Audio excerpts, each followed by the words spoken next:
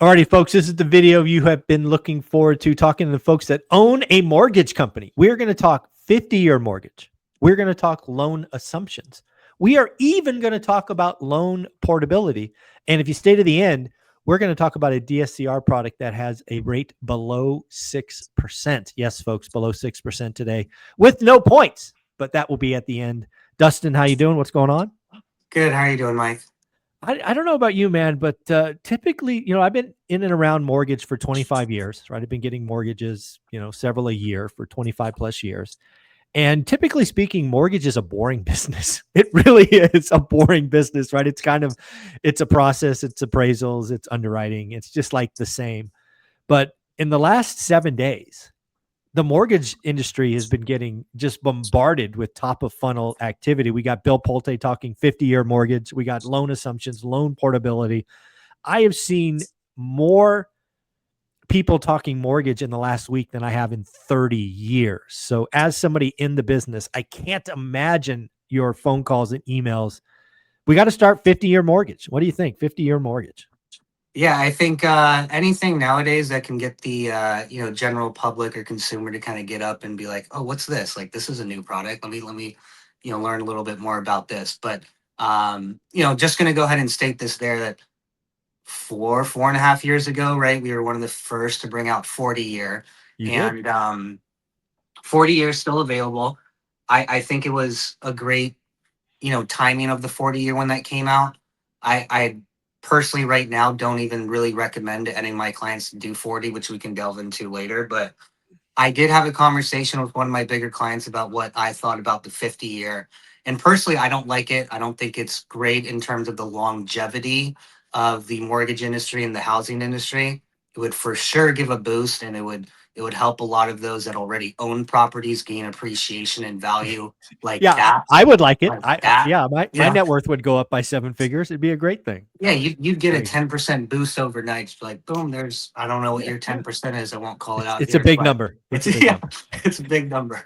But what's important to note, and it's still, if you look at it now, the 40-year mortgage rate is higher than the 30-year, right? Yes. Just like the 30 is higher than the 15, right? For obvious reasons. So you're gonna first off, it's not a product available, right? It's being talked about. And let's just hypothetically, I ran this with my client.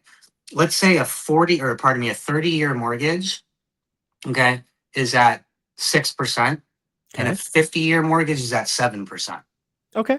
Yeah. Very reasonable. Sure, certainly reasonable. You can go in your mortgage calculator right now, and guess what? The payment on the 50-year mortgage is higher, even though it's amortized over 50, because it's that 1% higher, right? Yeah. So it's more so getting clients, and I would say first-time home buyers excited about a product that says 50 years and like knock on wood. I'm so glad you brought this up. Yeah, I'm so glad you brought this up, because all the comparisons I saw in the first 48 hours were assuming that the 50-year and the 30-year had the same interest rate. And, I guess that's an assumption. It's a bad assumption, right? If you know anything about term of loan, the longer the loan, the higher the rate. And it's funny you ran the numbers at 6 and 7. I did the same thing. I even did it at 6 and 6.5. Because when I looked at the picture, the 15-year mortgage and the 30-year mortgage are about a 0.5 point delta. And I'm like, okay, let's assume it's a 0.5 point. If you do a 0.5 point delta on like a $400,000 loan, you're saving like $110. It's like, and you're paying like 80% more interest. It's nuts. It's nuts. Yeah. And then the other thing I think about is, and I think National Associations of Realtor pointed it out this morning, is that the average length of a loan is 8 years. Yeah. So, I mean, like if you get to year 8 on a 30-year mortgage, you're probably have paid down, I don't know, 10%, maybe 15% of the loan. Yeah. If you're 8 years into a 50-year loan, you've probably paid down 2%. It's like nothing. So it's like, I mean, like, what are we doing? We're just, and then this is not your world, but the other thing that just blew me away was not only are we talking about 50-year mortgages now, but now we're talking about 15-year car loans. Oh my God. I'm like, what are we doing, folks? We just want people to be in debt forever. I mean, it's wild. All right. On an asset that depreciates 100% in 7 years. It's like, what are we doing? What are we doing?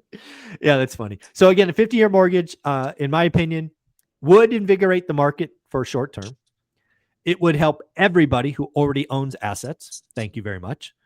And I'm now calling it rent control for mortgages because it feels good for a moment, and then over time it feels bad, just like rent control. Yeah.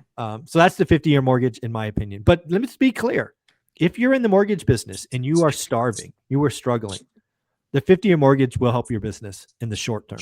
Oh, yeah, it would be nuts, It would and be nuts.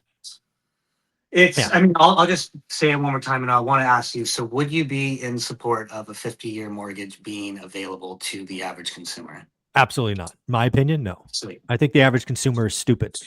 Yeah. Right. But let me give the other side. Like, would I like a 50-year mortgage as an investor? Absolutely. Absolutely. I'm a Interest cash only, flow investor. 50-year Yeah. interest only. Yeah. Just give me an interest only. It's really funny. And again, as an investor, it makes perfect sense. Somebody else is Yeah. paying my mortgage. I'm not paying Yeah. it. Somebody else is paying it. I get a higher cash flow. I get a better yield. Makes perfect sense. But for the average consumer, and we know with history that the average consumer is stupid.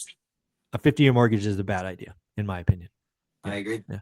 All right. Well, let's talk about loan assumptions, right? There are loan assumptions today. Some FHA and VA loans can be assumed. There's actually a company called Rome that's helping people do that. But what are your thoughts on loan assumptions being maybe more prevalent or more available if the government waved their magic wand and said, yes, assumptions are okay? What are your thoughts on that? I am more than okay with loan assumptions, provided, that because there have been assumptions in the past where there hasn't been any sort of credit income check to make sure whoever's Yeah, it's got to assuming be the loan underwritten. Correct. has to be underwritten.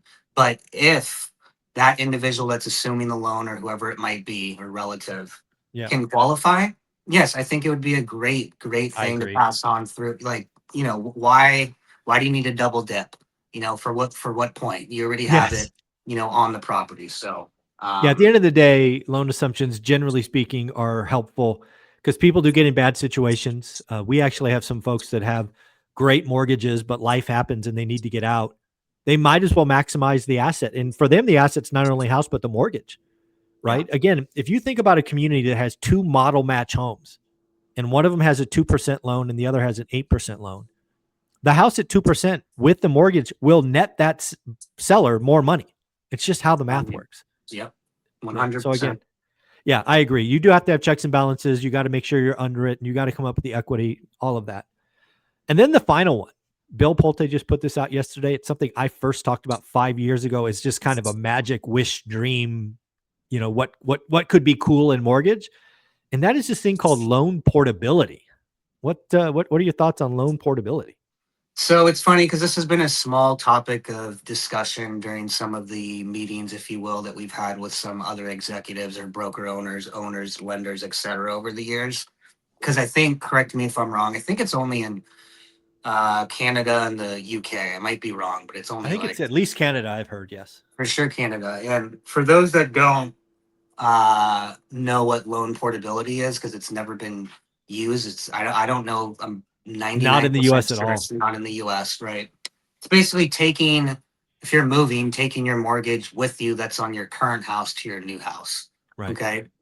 Logically, I get it. I get the argument if you're a pro, loan portability, but in our country, especially with the current lenders and the people that are eating the interest on this, I don't think it'll ever happen. I get why it could be beneficial. I would love that on some of my property, just to be Yeah, like, me too. I don't like this one. I'll move to this one. But I don't think it's ever a thing that's coming to the US.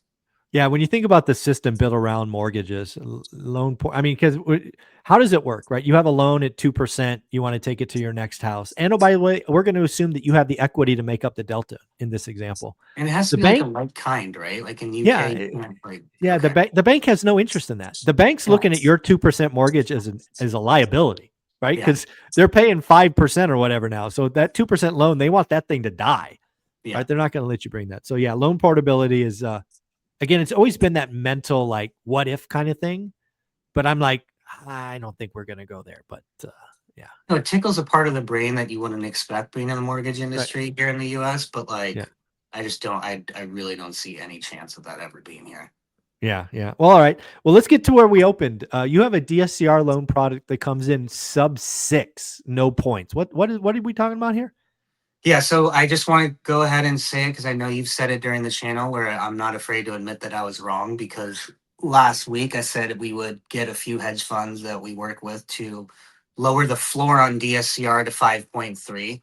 And let's just say a few talks Monday, Tuesday, Wednesday of this week, we're like, no, that's not happening. But, okay, but a pretty sweet, if you fit in this bucket in terms of qualifying for a DSCR loan, 70% loan to value on a rate and term refi or a purchase, okay, with a 1.2 DSCR and a 740 FICO or higher, okay, 5.875 with no points, okay. Now, obviously, I think I may have been frozen because you look frozen, so I don't know if the audio is still going. Can you hear me, Mike?